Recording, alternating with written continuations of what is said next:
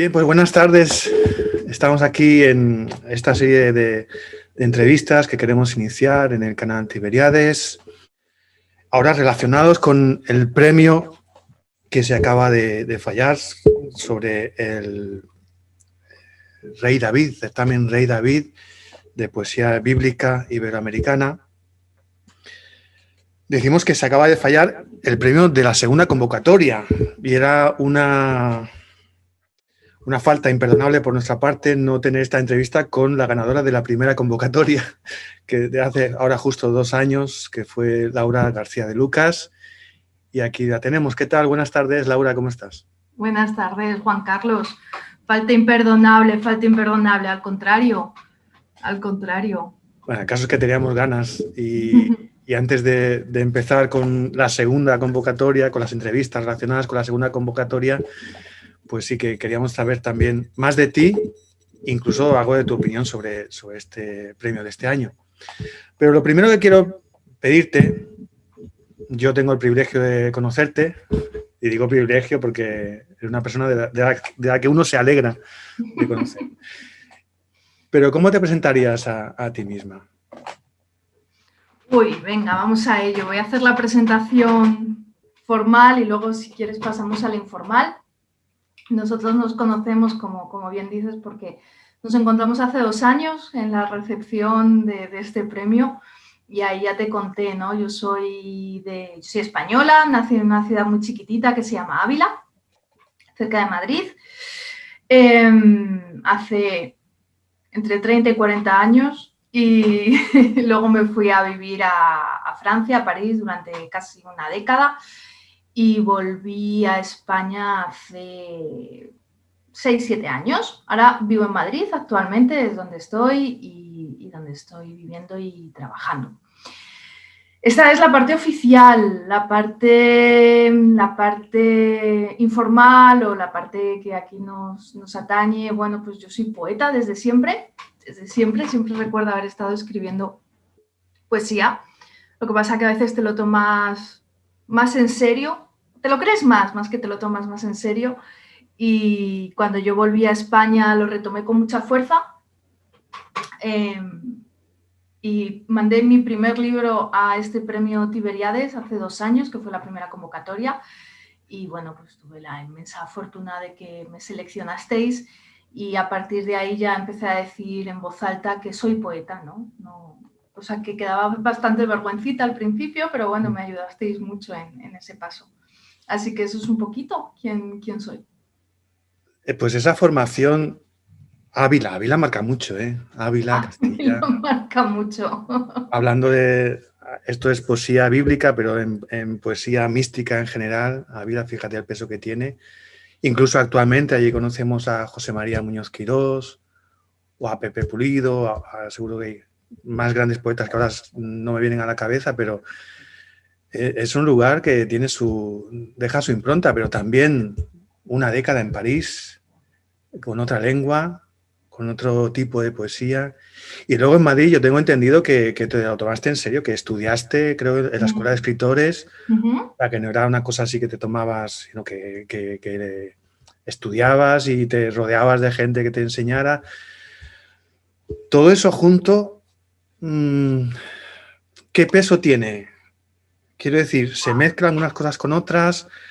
¿Eres consciente de que tienes esa herencia castellana o no? ¿Te entra lo francés sin darte cuenta o lo buscas? Y además todo lo que has estudiado, quizá en cuanto a técnica, no sé. ¿Cómo combinas todo eso? ¿O cómo se deja ver en tu obra? Sí, es muy buena pregunta. Mira, como tú dices, Ávila marca mucho. Ávila marca mucho primero por los grandes escritores que tenemos. Quirós, por ejemplo, para mí era un referente desde que era muy niña. Pero claro, luego no hay que olvidar que en Ávila nos criamos con la poesía de Santa Teresa de San Juan, que además nos la inculcan mucho, ¿no? Y eso es súper interesante. Pero más que eso, a mí yo me siento muy influenciada y creo que por el momento es mi influencia más visible por todo este espíritu castellano, ¿no? Que bueno, es un espíritu digamos, muy conciso, ¿no? Y muy seco, entre comillas, digamos, en la escritura. Y yo además siempre he leído a muchos poetas castellanos. Para mí tengo grandísimos referentes como son Gamoneda o Colinas, ¿no? Que tienen una poética muy marcada y que yo creo que viene mucho de la tierra. Entonces, indudablemente, sí. Lo que pasa que, ¿qué ocurre? Que cuando tú estás en un sitio, pues siempre reniegas un poco de él y hasta que no, hasta que no vuelves y hasta que no revisas todo eso, no eres consciente, pero evidentemente, evidentemente. Así que yo creo que hoy en día yo me siento una escritora muy castellana, muy, muy castellana. Delibes, por ejemplo, sin ser poesía, fue otro escritor que para mí es un gran referente, ¿no? De todo esto, de todo este significado. Después me voy a París a estudiar, a acabar mis estudios. Me llevo una maleta para seis meses y me quedo 10 años. O sea que indudablemente también me empapé muchísimo. Me pasa algo muy curioso, lo que tú dices, estudiar, trabajar, vivir en otro país. Hay un cambio muy mental porque hay otro idioma que te toma. Y ahí me pasó algo muy curioso. Yo en Francia empecé a leer no tanto poesía, más prosa al principio, luego evidentemente la cabra tira al monte y empecé a leer mucha poesía, pero me di cuenta de que buscaba autores con unas características muy especiales. Yo siempre leí, o casi siempre, elegía sin querer a autores que escribían en francés, pero que no era su lengua materna, que era su segunda lengua, o incluso autores que escribían en francés, porque, bueno, Kundera, por ejemplo, ¿no? Que escribía en francés sin ser él nada francófono de origen. Y ahí sí que empecé mucho a reflexionar el por qué, ¿no? Hacía estas elecciones. Entonces yo creo que tener ahora mismo este doble ser bilingüe me permite mucho reflexionar sobre la búsqueda de la palabra, ¿no? Exacta, y eso me ayuda mucho. Yo soy traductora también, traductora de poesía y de otras cosas, pero bueno, de poesía es mucho más interesante. Y, y esta vivencia en el extranjero y esta relación con el lenguaje me permite mucho hacer limpiezas. Cuando acabo un libro o acabo una escritura de algo y hay una voz demasiado fuerte, volver a leer en francés y escribir en francés siempre me permite un poco resetear, ¿no? Porque es como muy, muy puro. Y por último me vuelvo a Madrid y, como tú dices, me lo tomo muy en serio. Yo creo que las cosas, cuando te gustan, te lo tienes que tomar en serio. Entré en escuela de escritores, donde hice muchos cursos. Ahora, de hecho, he acabado otro curso, he acabado un posgrado, que estoy muy contenta, en Escuela de Escritores con la Universidad de Alcalá, para ser profesora, justamente, de escritura. Y también estudié en la Fundación José Hierro, en el Centro de Poesía José Hierro, con algunas referentes que yo tenía increíbles, que fueron mis profesoras. Y claro, ahí es lo que tú dices, yo he aprendido mucha técnica y he aprendido mucho sobre todo eso, a plasmar todo este batiburrillo castellano-francés que tenía en la cabeza, bueno, pues a conseguir una técnica y una metodología.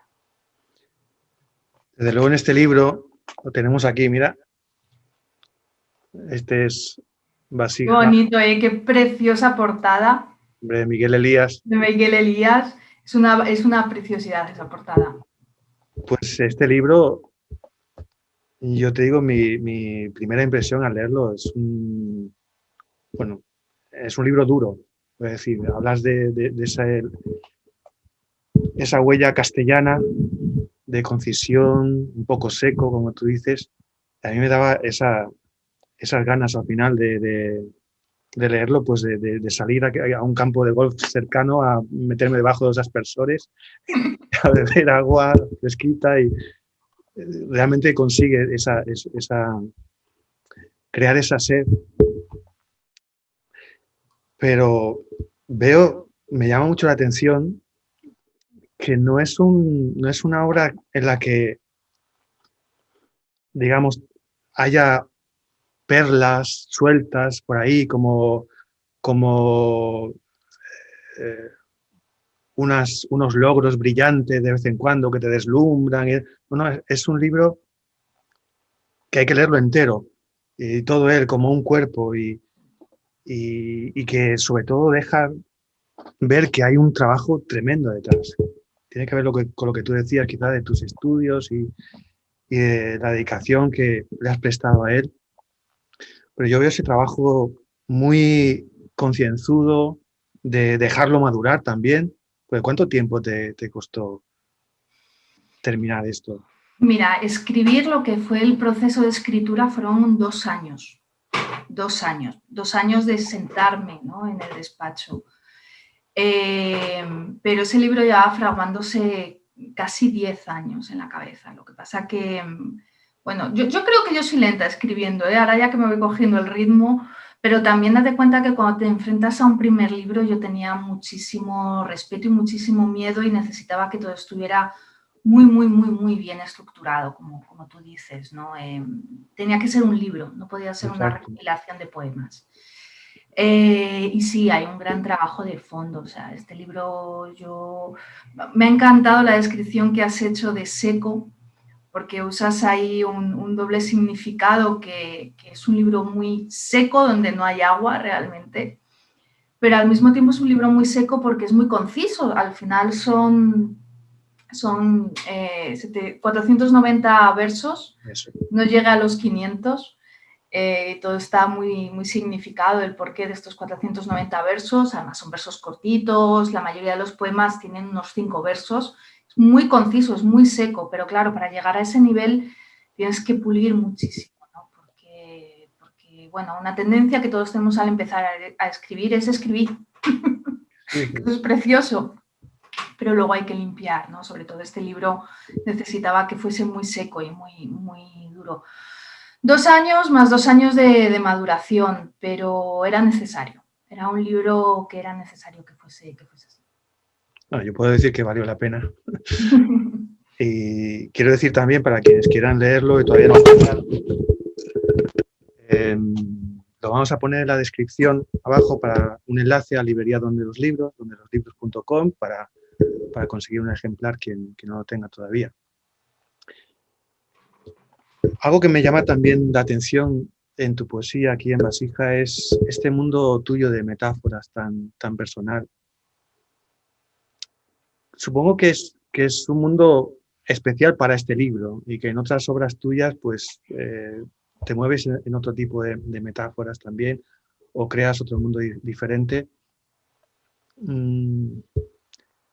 ¿Cómo llegas a formar ese mundo de imágenes, de metáforas, de tono, de ambiente?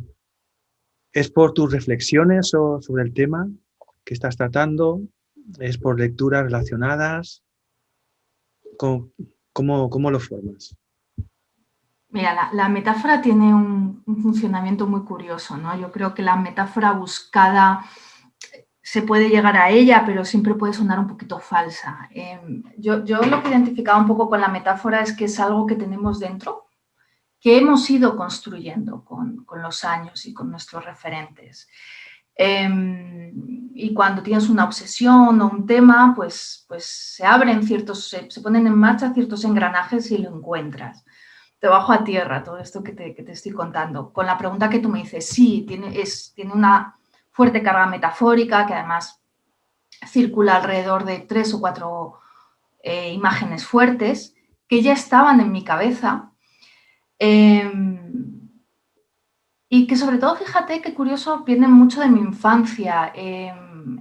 Este libro de poesía bíblica está construido más que por mis lecturas, por mis escuchadas, por lo que yo oía de niña, ¿no? En Ávila, que es una ciudad muy católica, por el ambiente en el que yo me he criado. La Biblia era un referente, era algo que se escuchaba mucho, ¿no? en casa. Y eso queda ahí, queda ese pozo, queda ese tono. Y cuando empiezo a reflexionar sobre el tema del libro, aparecen esas imágenes y aparece ese tono, ¿no? Y es un poco el engranaje. ¿Será siempre así? Yo creo que no. Yo creo que cosas nuevas que estoy escribiendo cambia el tono, pero sí que es verdad que me di cuenta que como todo poeta o escritor, hay imágenes y hay referencias que siempre van a aparecer, ¿no? En mi caso hay una referencia muy grande al cuerpo, por ejemplo, en todo lo que escribo, o a lo telúrico, ¿no? Es de tierra, tierra seca, como has dicho antes. Pero es súper, súper interesante cómo funciona la metáfora y por ejemplo, a toda la gente que escribe y que nos escuchen, yo les invito a reflexionar cuáles son las metáforas que tenemos dentro, ¿no? Cada uno, y que muchas veces tendemos hacia ellas. Es súper, súper interesante. También me llama la atención que te presentas a un premio Rey David de Poesía Bíblica Iberoamericana, el primero,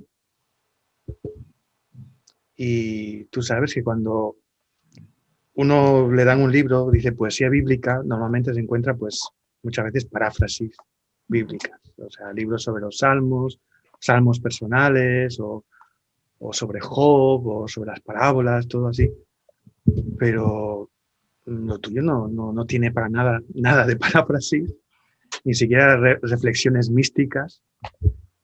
Y entonces me asalta un poco la pregunta, ¿cómo te atreviste a presentarte con ese riesgo de que era un libro tan atípico para lo que se espera de un libro de poesía bíblica? ¿Cómo me ¿Qué te atreví? animó a ¿Cómo ti? me atreví? Yo creo que es la inexperiencia. No, miento. Mira, yo vi las bases del concurso y sentí profundamente que era el concurso en el que me tenía que presentar. Esto no sé si te lo comenté alguna vez. Era la primera vez que yo me presentaba a un concurso. Yo sabía que si este libro era entendido en algún sitio iba a ser ahí, ¿no? Porque justamente como tú dices, no es un libro de paráfrasis, pero tiene una muy fuerte carga simbólica y bíblica. Entonces yo sabía que tenía que ser ahí donde se presentase.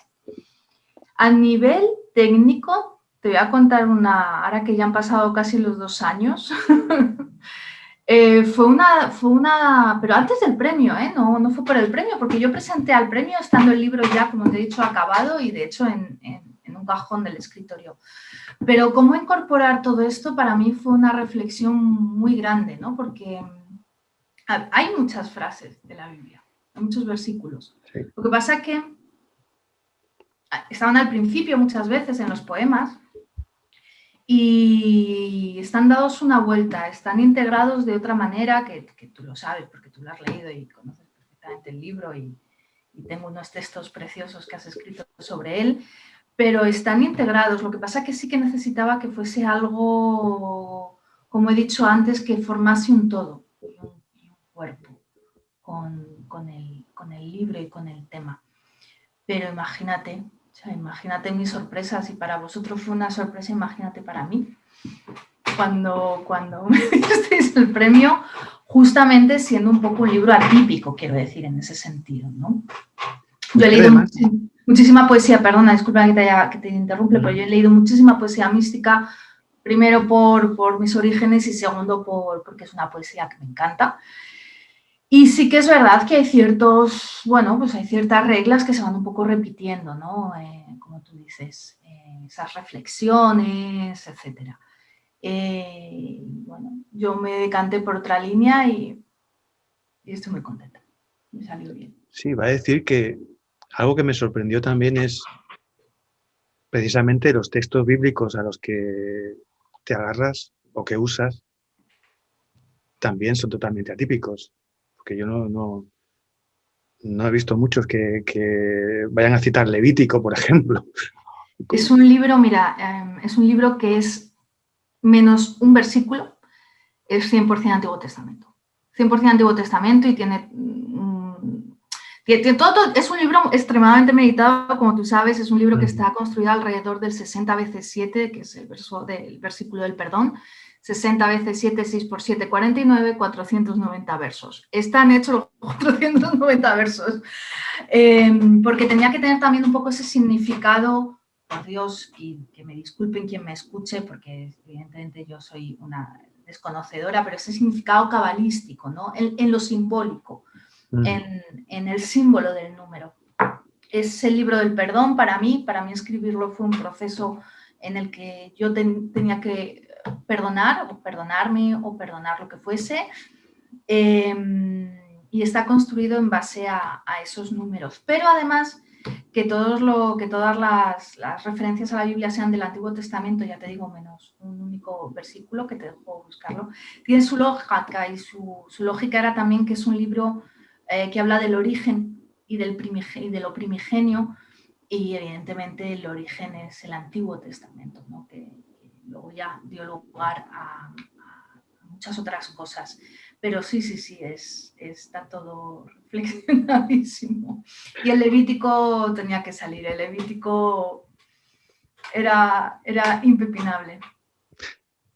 Además, este premio te llevó a Salamanca a recibirlo, ahí en el encuentro de poetas iberoamericanos, que aunque fue hace 2 años, fue el último, porque este año pasado no hemos tenido, bueno, tuvimos unos medio por Zoom, y ahora en octubre esperamos volver a tenerlo. Por cierto, ¿vas a estar allí? Espero que sí. Yo espero que sí, que sí. Ya sabes que tengo algunos problemillas de movilidad, pero vamos, si puedo estaré allí. Ya lo he hablado con Alfredo, que desde aquí quiero agradecer enormemente, bueno, a Tiberíades y a Alfredo, a Nicar especialmente, primero la invitación y segundo ese encuentro. O sea, para mí eso ya fue el premio. El encuentro de poetas iberoamericanos en Salamanca. Mira, guardo un recuerdo increíble. Primero, cómo me tratasteis. Pero segundo, fueron 3 días, ¿no? Son 3 días. La cantidad de gente tan interesante que conocí, los poetas, esas conversaciones que se hacían después de comer, fue maravilloso. Fuimos a 2 institutos a leer a los chicos. Eso es una barbaridad. O sea, cuando de repente estás en un instituto con adolescentes que están escuchando poesía y estás con un compañero costarricense, otro salvadoreño y otro mexicano, wow, reunidos alrededor de la poesía, para mí fue bellísimo, bellísimo. Además, hice grandes amigos y fue muy bonito, ¿verdad? Fue muy, muy bonito. Y además, sin saber nadie que iba a ser, vamos a decir, que no iba a haber encuentro al año siguiente, ¿no? Porque luego nos pilló el COVID y todas estas cosas. Pero ojo, vaya evento bonito que organizáis.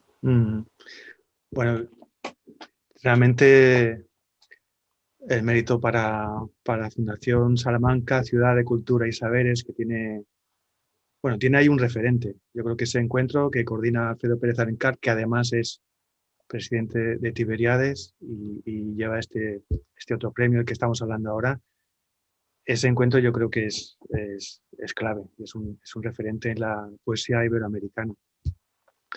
Pero volviendo a este premio Rey David en particular, ¿te ha condicionado de alguna forma el haberlo conseguido a la hora de escribir otras cosas, o te sientes como que por ahí tendrás que ir para siempre? No, para nada. Al contrario, ha sido un espaldarazo en todos los aspectos. Lo primero ha sido un espaldarazo profesional, evidentemente, es un reconocimiento internacional, con un jurado que, vamos, que el señor Antonio Colinas o Hugo Mujica, que tengo aquí todos sus libros, no solo me hayan leído, sino que les haya gustado mi poesía. Eso es increíble, ¿no? Me salieron oportunidades profesionales, he tenido charlas, fui a un encuentro de poetas en La Habana, en Cuba. A partir de ahí, bueno, la red es increíble. Pero luego a nivel personal ha sido realmente muy satisfactorio, porque, como te he dicho, es cuando a partir de ahí yo empecé a nombrarme poeta, ¿no? Mira, a tal punto te voy a contar que este año, como ya os he dicho antes, me he lanzado, me he formado para ser profesora con 2 objetivos. Uno, quiero intentar enseñar a la gente a escribir poesía, porque creo que desgraciadamente nosotros que estamos aquí metidos nos parece muy lógico, pero que es un poquito el patito feo, ¿no?, de los géneros literarios. Entonces nos enseña a leer poesía y nos enseña muy bien a escribir poesía en lo que suelen ser los recorridos académicos tradicionales. Entonces es uno mi objetivo, enseñar a escribir poesía a la gente que no tiene este acercamiento. Y dos, estoy profundizando mucho en la poesía mística, porque me he dado cuenta que al final es lo mío. Entonces estoy con estas dos cosas, ¿no? Quiero enseñar a escribir poesía a la gente que no se ha iniciado y me gustaría mucho profundizar aún más en la escritura de poesía mística. Digo esto y yo luego tengo muchas gorras, como se dice en francés. Yo he seguido escribo sobre otros temas. El año pasado intenté lanzarme con una novela, pero no me ha condicionado para nada, al contrario. Oye, hay gente que dice que la poesía no se puede enseñar. ¿Qué les vas a contestar? Bueno, eso es como lo del piano. Yo te puedo enseñar a tocar el piano. Otra cosa es que luego tú seas Mozart y tengas un talentazo increíble y esas cosas, pero sí, la poesía se puede enseñar como toda arte, hay unos fundamentos. Pero simplemente con que, mira, uno de mis objetivos no es tanto enseñar y que todo el mundo salga con un libro, sino desacralizar un poco, ¿no? Acercar la poesía al género. Tú y yo nos hemos cruzado por algún recital en Madrid y sabes que aquí todavía es más fácil. Bueno, lo puedes encontrar, pues eso, yendo a lo mejor a un bar o a un recital que se organiza. Pero hay gente que no ha leído jamás poesía porque se piensan que, bueno, pues que es extremadamente complicada. Y no es así. Hay que tener las claves o pequeños detalles. Esto, ¿no? Quiero que nos hables un poquito si has podido conocer algo de la poesía de Javier Alvarado, que es el ganador de esta segunda convocatoria del premio. ¿Cómo voy a conocer a Javier Alvarado si se lo ha ganado todo? Sí, la verdad, con lo joven que es, supongo que es de tu edad más o menos. Exacto, es de mi Lleva un año menos, de hecho. No, yo le conocía, mira, yo de Javier leí... qué malo así para los nombres. Un libro que giraba mucho en torno a la familia.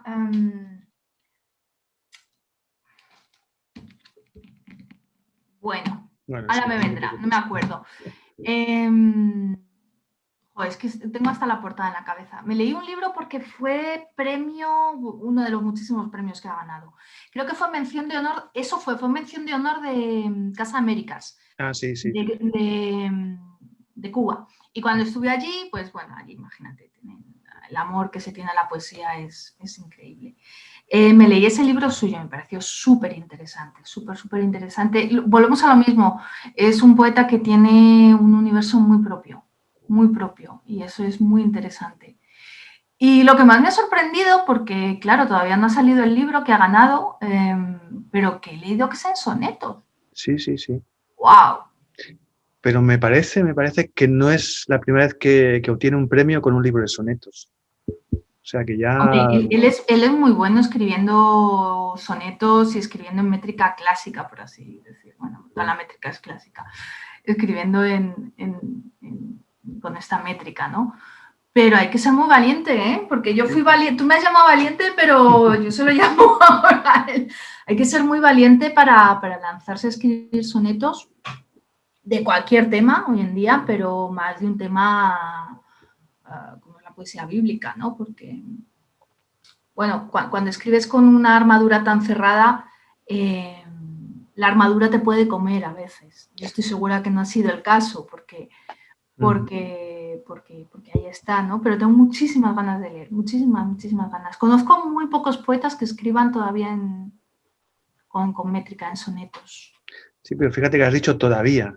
Pero este es un chaval joven y ¿no crees que en lugar de un todavía sería no sé, como una especie de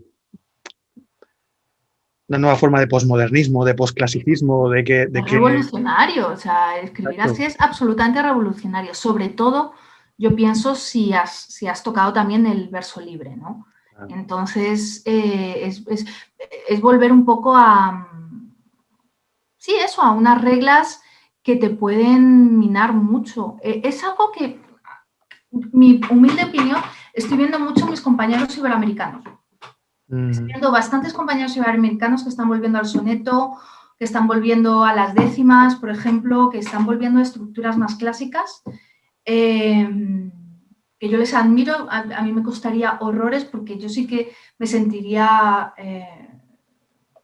apabullada por ese peso, ¿no? de ese formato. Pero lo estoy viendo alrededor, lo estoy viendo, bueno, alrededor, bueno, las cosas que te van llegando. Es posmodernista absoluto. Exacto. ¿Tú nos recomendarías quizá a tus alumnos futuros de, no como expresión final, pero sí como ejercicios para ir puliéndose y tal? ¿Lo vas a usar? Por supuesto, no, es fundamental. Primero, esto es como Picasso. Para llegar a pintar el Guernica tienes que saber pintar y tienes que haber aprendido a hacer todo el resto. Y cuando ya lo conoces, ya vas investigando. Ponerte a pintar directamente el otro se puede hacer, pero es que realmente eso es bonito. Eso es lo bonito, todo el camino que hay, ¿no? Hasta que llegas ahí. Todo ese camino que hay. A mí me costó muchísimo llegar al verso libre y al versículo, porque, por ejemplo, con la rima empareado, que es una rima muy facilita, se consigue un ritmo muy bueno en los poemas, muy, muy bueno. Cuando tienes que huir de la rima y conseguir que tus poemas sigan teniendo un buen ritmo, ostras, no es tan fácil, ¿no? Entonces, es fundamental. Yo ya les pongo ejercicios de hacer sonetos. Además, es un ejercicio que a mí me encanta. Escribir algo en una métrica muy, muy clásica, como es el soneto, pero de un tema muy, muy banal, como muy moderno, ¿no? Como, yo qué sé, bajar la basura o subir un vídeo al Instagram o algo así, pero en soneto. Oye, ¿y para tus clases cómo lo vas a hacer? ¿Vas a abrir un canal? ¿Vas a tener un Por el sitio? momento el online ya sabes lo que ha sido esto, es lo que está funcionando. Las clases así tipo Zoom, etcétera. Pero yo siempre voy a intentar, siempre que pueda, ir al presencial. Creo que... Bueno, lo digo porque podemos poner también enlaces, los que tú nos quieras Sí, por dar. Vamos a supuesto, yo poner en os la descripción. informaré. Yo os informaré. Yo os Perfecto. informaré. Mira, para terminar, te tengo que pedir, por supuesto, como a todos los artistas que van a la tele, al final les piden que canten. A ti te vamos a pedir que si quieres cantar, lo cantas, pero por lo menos que nos leas algo de tu... Claro. Dame un segundito. Sí, Voy a ir a por el libro, que soy así de desastre, lo he dejado en el salón. exacto. A mí me gusta leer el libro todavía y te leo algo. Perfecto.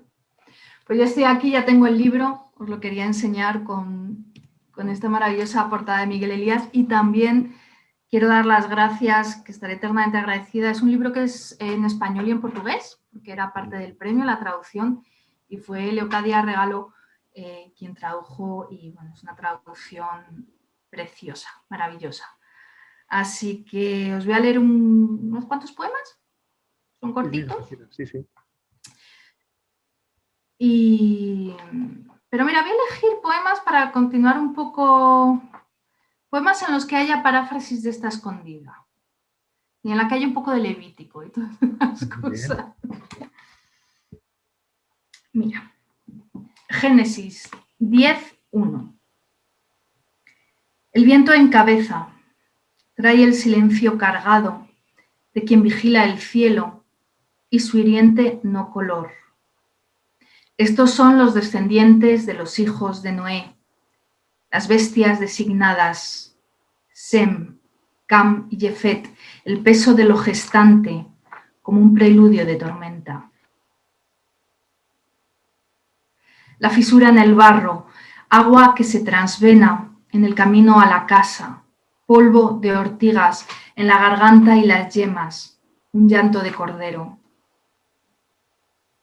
Génesis 17:4. Llega el octavo día, como llega la sed a la lengua del hambriento. Este es mi pacto contigo, con la sal y el polvo del camino que lleva a la casa marcada. Serás padre de muchedumbre de naciones, del ruido de los ausentes. Apocalipsis 2:27. Como los vasos del alfarero son hechos pedazos, una estela de agua en la muerte de la tarde, al fondo del patio, y las regirá con vara de hierro, secan las mujeres de barro. Levítico 26:4. Yo daré lluvias en su tiempo, el primer grito del barro, el baño de los viernes.